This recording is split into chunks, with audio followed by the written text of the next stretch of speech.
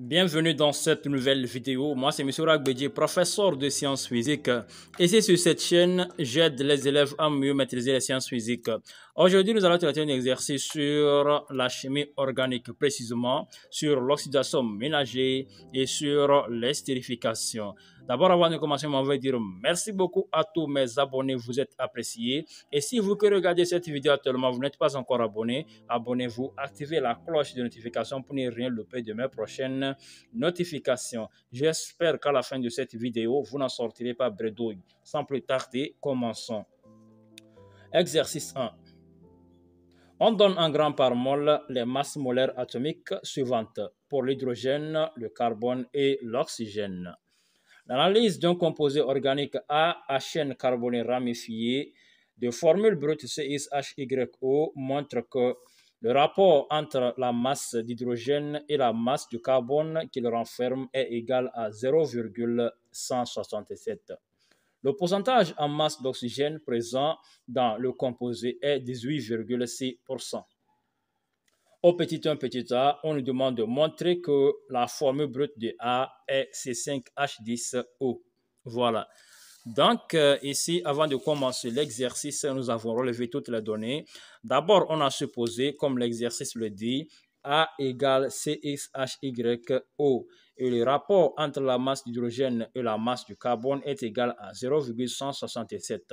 Le pourcentage de O égale 18,6%.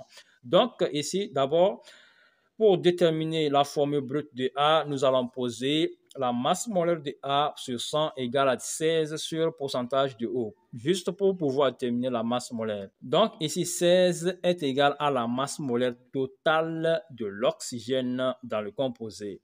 Donc, lorsqu'on tire la masse molaire A, on trouve MA égale 1600, c'est-à-dire 16 fois 100 sur le pourcentage de O. Donc, après remplacement et calcul, on trouve la masse molaire de A est égale à 86 grammes par mol. Maintenant, pour pouvoir déterminer les X et les Y, on va devoir poser 12X sur masse de C est égal à Y sur la masse de H. Donc, ici, on va chercher à trouver le rapport de la masse de H sur la masse de C. Donc, en tirant MH sur MC, on trouve Y sur 12X. Donc, or, la masse de H sur la masse de C est égale à 0,167. Voilà. Donc, en tirant Y dans cette relation, on trouve Y égale à 12X fois 0,167. Donc, après calcul, on trouve que Y égale à 2X. Voilà. Donc, maintenant, on va donner la masse molaire en fonction de X et de Y, c'est-à-dire les inconnus. La masse molaire de A est égale à 12X plus Y plus 16. Voilà, donc en remplaçant la valeur de MA, on trouve que 12X plus Y égale à 86 moins 16. Donc, 12X plus 2X, c'est-à-dire l'expression de Y, donc égale à 70. Donc, après tirage, on trouve N égale 5. Voilà. Donc, soit la formule brute de A qui est égale à C5H10O. Nous allons attaquer maintenant la question petit b où on nous demande quelles sont les formules semi-développées de A. Donc, pour pouvoir écrire les formules semi-développées de A, on doit d'abord déterminer la famille du composé A. Nous voyons que la formule brute de A respecte ou bien correspond à la formule générale CXH2XO, qui est la formule brute générale des composés carbonylés, soit les aldéhydes et les cétones. Donc, d'abord, nous allons écrire les formules semi-développées des aldéhydes. Comme on nous a dit que la formule semi-développée de A est ramifiée, donc c'est pourquoi j'ai fait croire à la première formule semi-développée. J'avais fait une erreur. Maintenant, on attaque la formule semi-développée suivante, dont on a CH3, CH2, CH ramification CH3 et CHO. Voilà. Maintenant, les autres, on a CH3, CH2 et CH ramification, CH2, CHO. Et la troisième FSD, on a un carbone qui comporte 3 groupes méthyl et CHO. Voilà.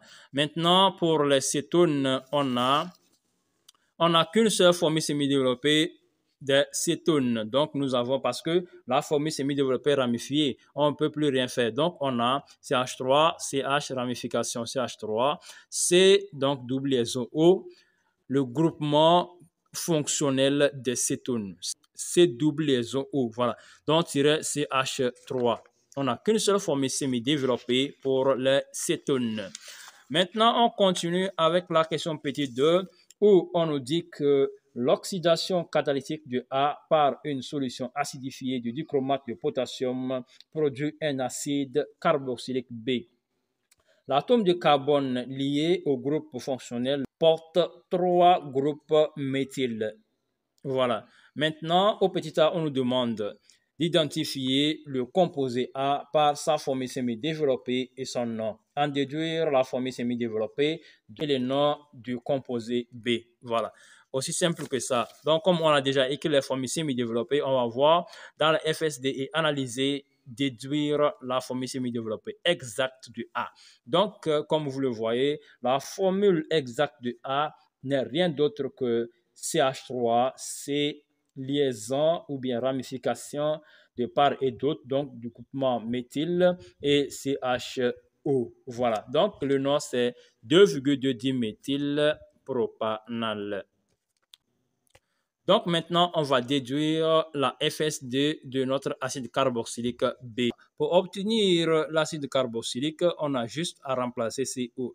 CHO par COOH. Et on a le nom qui est acide 2,2-diméthylpropanoïque. Voilà. Maintenant, et la question suivante au petit B. Donc, petit b maintenant, écrire l'équation bilan de la réaction d'oxydoréduction. On donne le couple CR2 au 7,2- bar CR3+. Voilà, donc j'ai juste écrit l'équation bilan. Donc, on a notre aldéhyde. Je n'ai pas écrit en fonction des formules semi-développées. Je vois qu'avec ça, ça va beaucoup me prendre la place. Donc, c'est pourquoi j'ai réduit ça avec les formules brutes. Donc, on a 3C5H10O plus CR2, O7 plus. Donc, vous pouvez vérifier si vous n'avez pas compris et que si vous voulez que je fasse une vidéo sur comment écrire ces genres d'équations, faites-moi signe dans la barre de commentaires. Je me ferai plaisir de vous faire une vidéo tellement détaillée sur ces genres d'équations chimiques. Maintenant, au petit 3, on nous dit on fait réagir l'acide B et l'éthanol. Petit a, écrire l'équation bilan de la réaction. Donc là, on a une réaction d'estérification. On nous demande d'écrire l'équation bilan. Nous avons donc notre acide carboxylique plus l'éthanol donne. On a juste à commencer avec l'acide carboxylique. Donc, on a écrit la formule de l'acide carboxylique. On enlève l'atome d'hydrogène ici. On enlève OH au niveau de l'alcool et on prend la liaison là, on fixe ici. Donc, le H retiré au niveau de l'acide carboxylique et les OH vont former l'eau. Voilà, juste simple. Et la réaction est réversible. Donc, on doit mettre double flèche. Pourquoi? Parce qu'il s'agit d'une réaction limitée. La réaction est limitée. Voilà. Maintenant, au petit b, on nous demande de nommer le produit organique formé. Donc, le nom du composé obtenu. Donc, on a 2,2 diméthylpropanoate d'éthyle. Voilà, donc 2,2 diméthylpropanoate d'éthyle. Maintenant, au petit c, on nous demande quelles sont les caractéristiques de cette réaction. Donc, comme il s'agit de l'esterification avec l'acide carboxylique, donc la réaction est lente, athermique et limitée. Donc, il s'agit de la réaction d'esterification directe. Voilà. Ensuite, au petit 4, on mélange maintenant 0,25 mol de composé B à 4 g d'éthanol. On ajoute à ces mélanges quelques gouttes d'acide sulfurique concentré et on le chauffe. Donc ici, l'acide sulfurique joue le rôle de catalyseur. L'acide sulfurique joue le rôle de catalyseur. Au petit b maintenant, on nous demande Y a-t-il un réactif en excès dans le mélange? Donc, pour vérifier que le mélange contient un réactif en excès ou pas, donc on doit devoir calculer la quantité de matière de chaque réactif sur son coefficient stoichiométrique. Ici, au niveau de l'acidification, on a les coefficients stoichiométriques qui sont 1, 1, 1. Donc, nous avons seulement à calculer les quantités de matière. Donc, ici déjà, on a la quantité de matière de l'acide carboxylique qui est 0,25 mol. Maintenant, on passe au calcul de la quantité de matière de l'éthanol. Donc, on a N-éthanol égale à la masse de l'éthanol sur la masse molaire de l'éthanol. Donc, qui est égal à 4 sur 4,46. Donc, après calcul, on trouve 0,087 mol. Voilà, maintenant, on va les comparer. On a 0,25 sur 1 qui est supérieur à 0,087 sur 1. Donc, ça veut dire que l'acide carboxylique B est un réactif en excès ou bien est en excès. Voilà. Ensuite, au petit C, on nous demande pourquoi chauffe-t-on le mélange? Donc, on chauffe le mélange pour accélérer la réaction. Voilà. Donc, lorsque la température augmente, la vitesse de la réaction aussi augmente.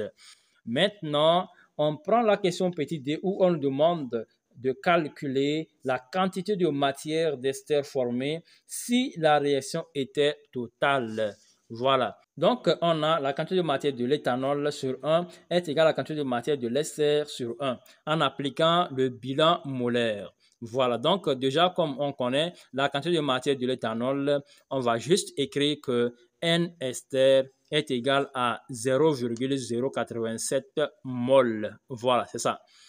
Maintenant, on attaque la question petit e finale. Donc, en réalité, on a obtenu 0,052 mol d'ester. Calculer le rendement de la réaction. Pour calculer le rendement de la réaction, on prend la quantité de matière de l'ester sur la quantité de matière de l'éthanol. Éthanol parce que c'est l'éthanol qui est en défaut. Pour calculer le rendement, on utilise le réactif en défaut. Donc, on a 0,052 sur 0,087, le tout fois 100. Donc, après calcul, on trouve le rendement égal 59,8%. Merci d'avoir regardé cette vidéo jusqu'à la fin. Si vous n'êtes pas encore abonné à ma chaîne, abonnez-vous, activez la cloche de notification pour ne rien rater de mes prochaines notifications. Je vous dis merci et à la prochaine.